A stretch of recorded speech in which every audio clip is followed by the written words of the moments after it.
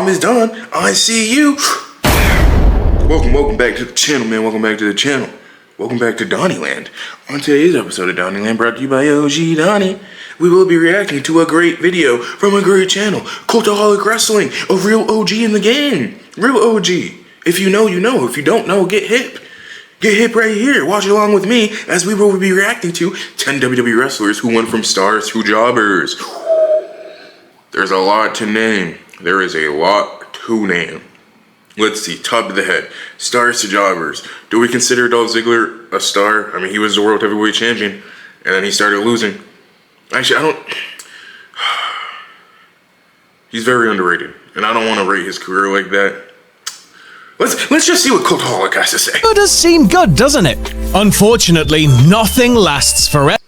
Who was the first person on the screen? Huh, holy shit.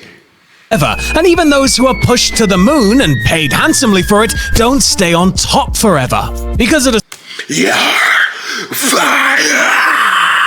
certain point, those that once flew high may well be asked to lay down a lot for other stars the company are trying to build. I'm Sam Driver from Cultaholic Wrestling, and these are 10 WWE wrestlers who went from stars to jobbers. Join us! Number 10, Matt Hardy. A former hardcore... Matt Hardy. Yeah, I've been watching a lot of old WWE shit, and Matt Hardy was in a big position a lot of the times. Multiple Money in the Bank matches, just multiple time champion. He was an ECW champion for a little bit. Post Hardy Boys, he had his runs. Matt V1. Matt Hardy, the feud with Edge. Matt Hardy was doing his thing. And then later in his career, or European Cruiserweight, United States, ECW, and multi-time tag team champion, Matt Hardy had a tremendous first run in WWE. To be honest, Matt, alongside brother Jeff, essentially cemented themselves as bona fide legends due to the moments they made and the classic matches they were involved in that first time around. Matt was released by WWE in 2010 and later made his surprise return with Jeff at 33, where they received an almighty pop ahead of winning yet another pair of double strap. That was a good comeback. That might be one of the greatest comebacks of all time. Do the Hardy Boys have one more run in WWE? I would love to see Jeff Hardy back in the WWE ring. He's definitely not the same as he was 20 years ago, 10 years ago, 15 years ago. But it's Jeff Hardy. Who does not want to hear no more words? Don't. The time is coming, gone for the worst. 1,000 threats I've heard before. The Hardys were treated as the stars they were, and Matt was even permitted to bring his broken character into the mix, which led to That was a great character. If we're talking about, this isn't strictly WWE, but TNA Matt Hardy was good. When he had the braids, if you know, you know. Another tag title reign with Bray Wyatt before the Hardy Boys bagged the SmackDown tag belts. When Jeff went down with an injury and they were forced to vacate, it became apparent that WWE didn't see any value in pushing Matt as a solo act. Quick losses on television to Buddy Murphy, Drew McIntyre, and Eric Rowan told Matt where he was in the pecking order before he was written off by Randy Orton. Hardy opted to leave the company and join AEW rather than continue to do jobs ahead of transitioning into a backstage producer role. Number 9, Taz. In ECW, Taz... The submission machine. Or is it the suplex machine? Oh my god. Taz, I'm not too familiar with your game. I know who you are. I know what you've done, a little bit. But you were a great commentator. You brought the energy. Those Taz on commentary, SmackDown, we need commentary like that now. I mean, commentary now is cool, but 2000s, and then when it switched to like super PG, when it was like JR and Michael Cole every day on Raw, it was like video game lines, bro, just fucking atrocious. Was the guy. The human suplex machine was expertly booked and well protected by Paul Heyman, and Taz became a big...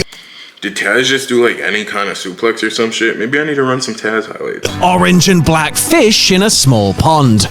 He left the Philadelphia-based promotion at the end of 1999 and then made his WWE debut at the 2000 Royal Rumble, where he emerged as the surprise opponent of Kurt Angle.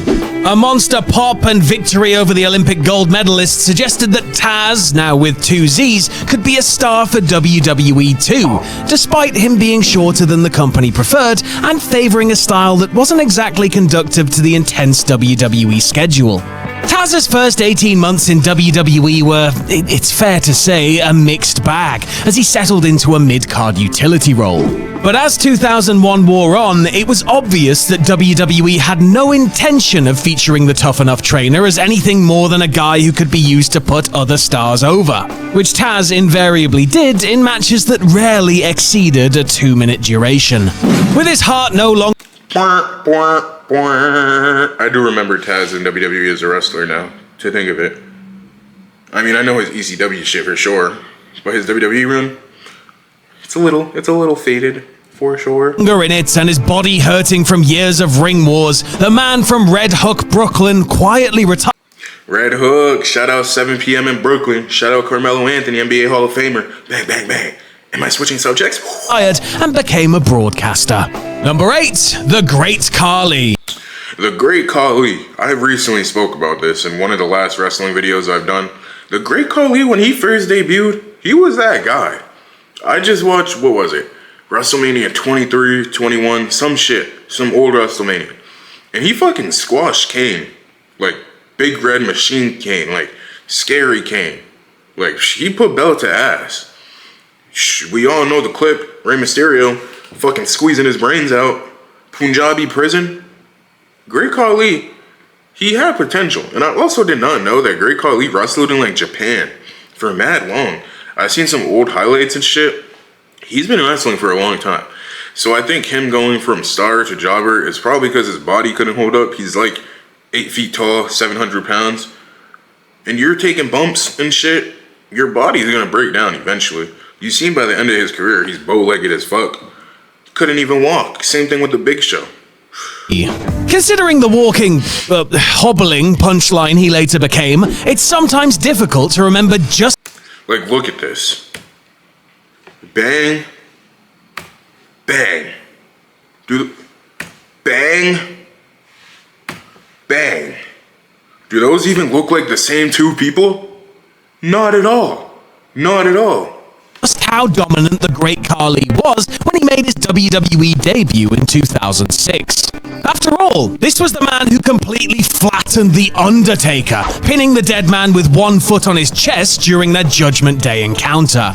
The freakish Khali continued to be positioned as a threat, and even when the SmackDown roster was super thin in the summer of '07, won the World Heavyweight Championship.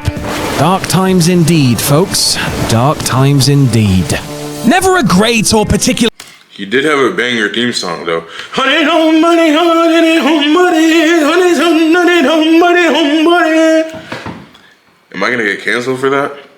Mobile worker to begin with, when the Punjabi Playboy's skills and body eroded further and the novelty of seeing the 7-footer had long since worn off, Khali became a comedy character.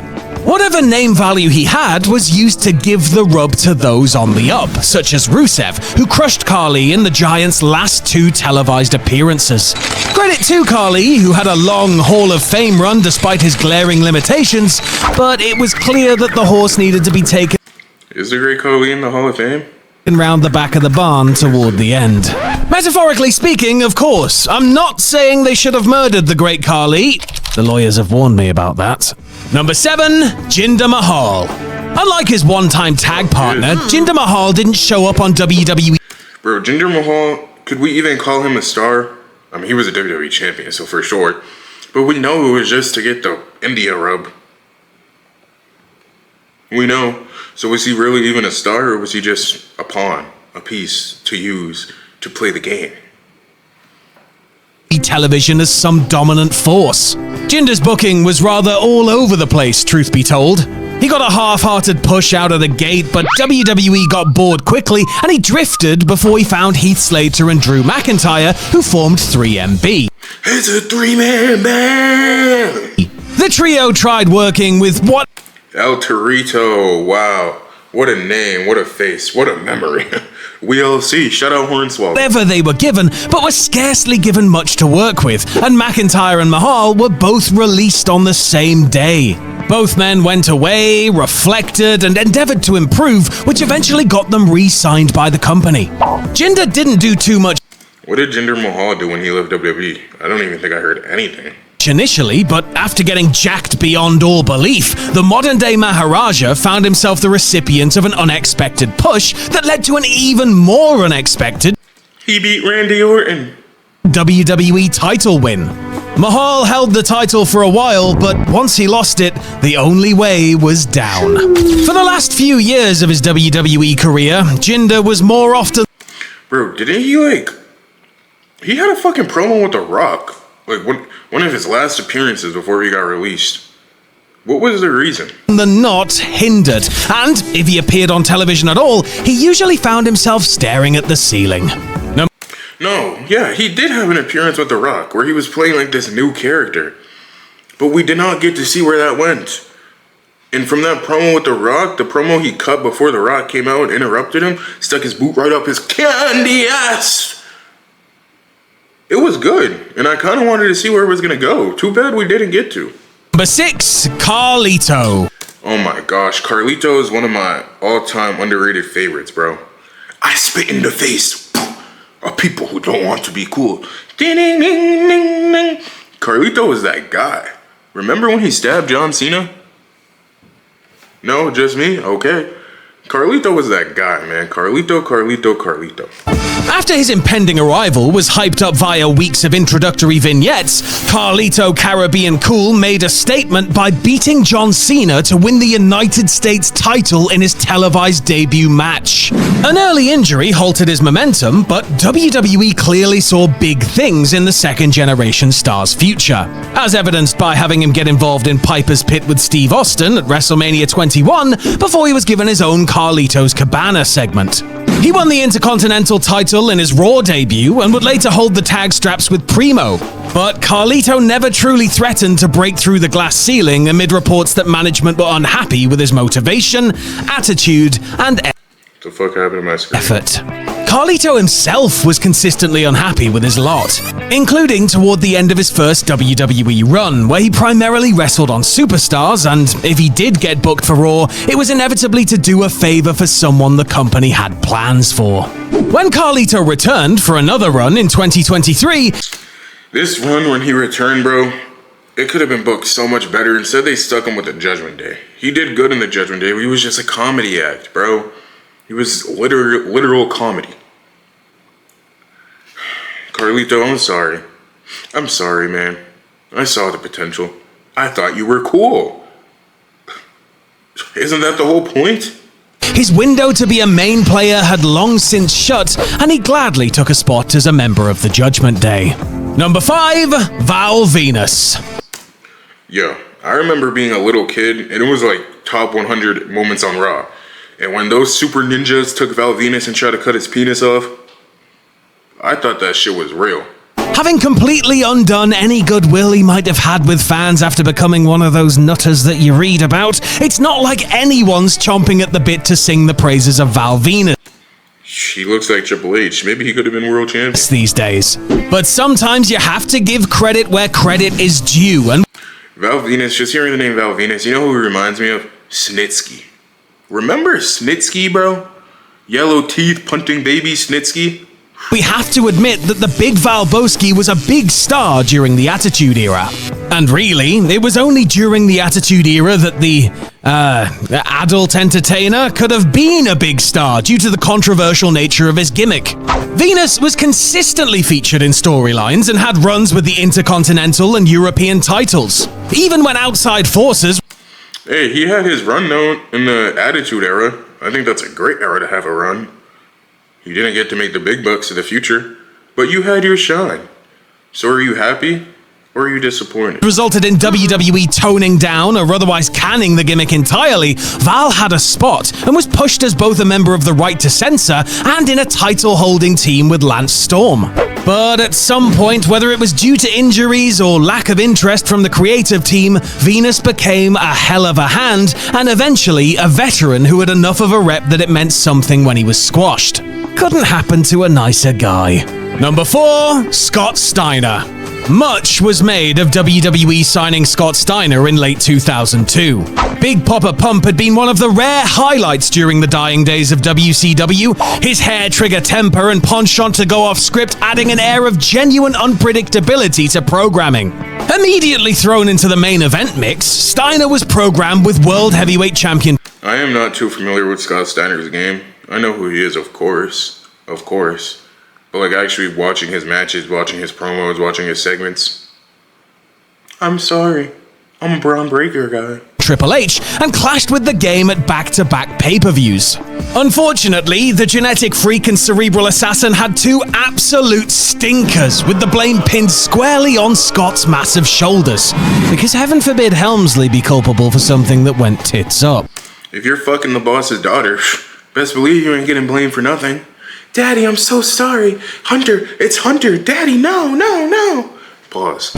Truth is, Steiner had been far from 100% physically and was struggling with various debilitating injuries, including drop foot syndrome. WWE attempted to salvage things since they were paying the big bad booty daddy big bad booty money, and he spent most of '03 teaming, feuding, and then teaming again with Test. Toward the end of his stay, decision makers evidently didn't think there was anything left in the former WCW champion's tank, and his main function was to put other people over until WWE decided to let him sit out the rest of his contract. Number 3, Jack Swagger. Jack Swagger. I just rewatched WrestleMania 26, and he won the fucking Money in the Bank. And then he beat Chris Jericho for the World Heavyweight Championship. Jack won too. Oh yeah.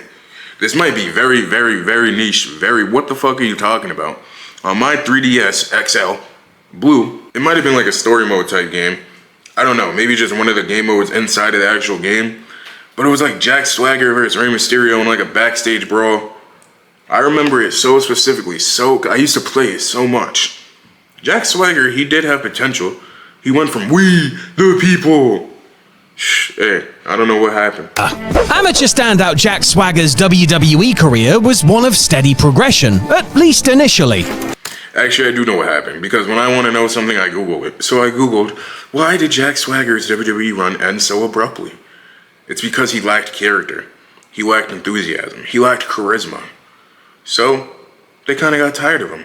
He started out on the ECW roster and climbed the ladder on the third brand before winning the ECW title. He then moved over to Raw and was in the US title scene when at WrestleMania 26, the All-American Americans somewhat surprisingly won the Money in the Bank ladder match. Even more surprising was when, on the next episode of SmackDown, he cashed in on Chris Jericho to become the World Heavyweight Champion. Swagger wasn't exactly cut out to be the top guy on the blue brand, and his reign wasn't long, but he remained in the mix as someone who could be heated up and put anywhere on the card, including in a World Heavyweight title match with Alberto Del Rio at WrestleMania 29. Christ, what a world title match that is to put on at That just sounds fucking... Alberto Del Rio! Mania. Anyway, that was really the last time Swagger felt viable as anything approaching a top title. It was Mexico versus America. Just looking at this picture, seeing Jack Swagger in that gear, we the people, I already know what the story was. We're gonna deport you. Title challenger, and he very much got lost in the shuffle in the years that followed, reduced to doing quick jobs for the likes of Baron Corbin, Jinder Mahal, and Rusev on his way out the door. Number 2, Dolph Ziggler. I'm here to show the world, I'm here to show the world, come on! Dolph Ziggler was that guy. I fucked with Dolph Ziggler. Ziggly wiggly. Anything Dolph Ziggler did, I fucked with. Him cashing in the Money in the Bank, top moment on Raw. Ever. AJ Lee, Big E, NXT champion. Come on, Dolph, come back. Just come back. Dolph Ziggler's propensity to work very hard and be adaptable to any situation led to him having a WWE career longer than most could wish for. Having survived go-nowhere gimmicks like being Kerwin White's caddy and a member of the Spirit Squad, Kerwin White was... They had Eddie Guerrero playing a fucking white golfer. I mean, Chavo Guerrero.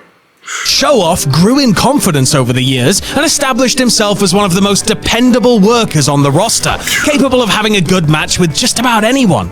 Fans saw how hard Dolph worked, and his popularity increased to the point that WWE booked him to cash in his Money in the Bank contract and beat Alberto Del Rio to win the World Heavyweight title. See, if you put the work in, it should lead to somewhere. Somewhere. Put the work in. Ziggler's reign with the gold would be sadly short-lived owing to concussion issues, but after that he was still figured in and had various runs as IC, US, NXT, and Tag Team Champ. Taking into account his veteran status and ability to sell and get others over in matches, it wasn't exactly a surprise to see Dolph get handily beaten by Mustafa Ali, Omos, and Gunter, and destroyed by a debuting JD McDonough in his last handful of Raw appearances prior to his release. And number 1, Mark Henry. Whoa, wait, whoa, wait, whoa, wait. Somebody gon' get their ass kicked, huh? Somebody gon' get their legs split, huh? Beat him up, break his neck, break his neck. You are now inducted into the Hall of Pain. Mark Henry, I fucked with Mark Henry too. He was a star. He had matchups with Undertaker at WrestleMania. He had big feuds. ECW champion, World Heavyweight champion. Where did it go wrong? Where? It might have taken a while, but Mark Henry finally fulfilled his potential in WWE. The world's strongest man was deemed to have so much upside that the promotion signed him to a 10-year multi-million-dollar deal in 1996. But that's crazy. They were signing big-ass contracts back then. Because I just watched the Dead Man podcast with Undertaker and Kurt Angle. And Kurt Angle was like, yeah, they signed me to like a 15-year contract. Some crazy shit like that. I was like, what the fuck? Injuries, stop-start pushes, and some frankly awful creative meant that Henry yo-yoed up and down the card, while struggling to find the consistency that would make him a main event player. I mean, like 06, 08, SmackDown Mark Henry. He was cool. He definitely was cool. Like this Mark Henry, yeah. That all changed in 2011, when Henry got serious and started inducting people into his Hall of Pain en route to winning the World Heavyweight title. But when that run was over, it really felt like it was over for Henry, despite some occasional high points, such as his fake retirement speech and program with John Cena, reminding fans he should have won the title. What the big man was all about.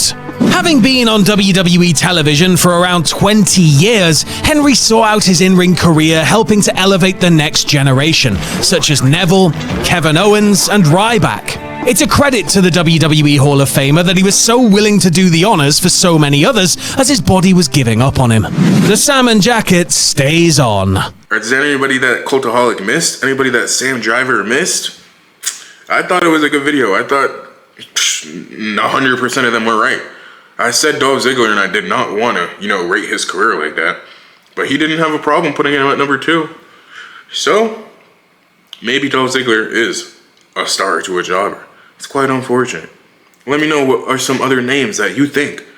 Who else was in that position to fail? Who went from so beloved to so pinnable? Hey, let me know. But for now, the video is over. Do me a favor, like, comment, subscribe. Let me know what you enjoyed. Hey, thank you for tapping in. As always, I appreciate it. I really, really do. My name is Don. I see you. Bam!